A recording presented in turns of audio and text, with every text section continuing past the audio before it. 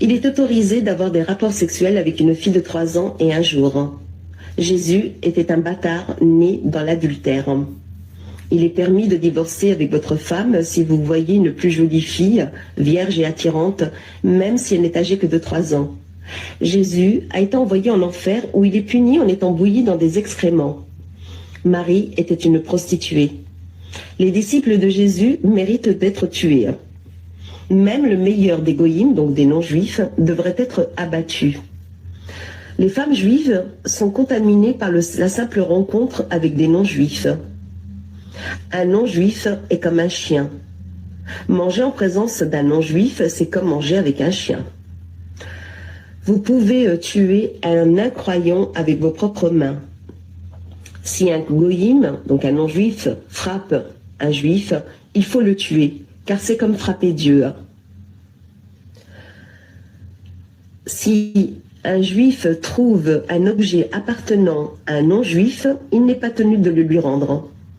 La propriété d'un non-juif appartient au premier juif qui la réclame.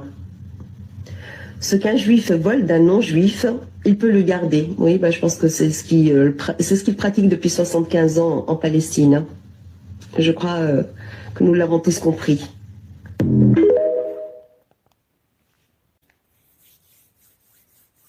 Il est autorisé d'avoir des rapports sexuels avec une fille de 3 ans et 1 jour. Jésus était un bâtard né dans l'adultère. Il est permis de divorcer avec votre femme si vous voyez une plus jolie fille, vierge et attirante, même si elle n'est âgée que de 3 ans. Jésus a été envoyé en enfer où il est puni en étant bouilli dans des excréments. Marie était une prostituée. Les disciples de Jésus méritent d'être tués.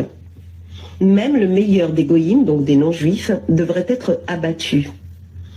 Les femmes juives sont contaminées par la simple rencontre avec des non-juifs. Un non-juif est comme un chien. Manger en présence d'un non-juif, c'est comme manger avec un chien. Vous pouvez tuer un incroyant avec vos propres mains. Si un goïm, donc un non-juif, frappe un juif, il faut le tuer, car c'est comme frapper Dieu. Si un juif trouve un objet appartenant à un non-juif, il n'est pas tenu de le lui rendre. La propriété d'un non-juif appartient au premier juif qui la réclame. Ce qu'un juif vole d'un non-juif, il peut le garder. Oui, je pense que c'est ce qu'il pratique depuis 75 ans en Palestine. Je crois que nous l'avons tous compris.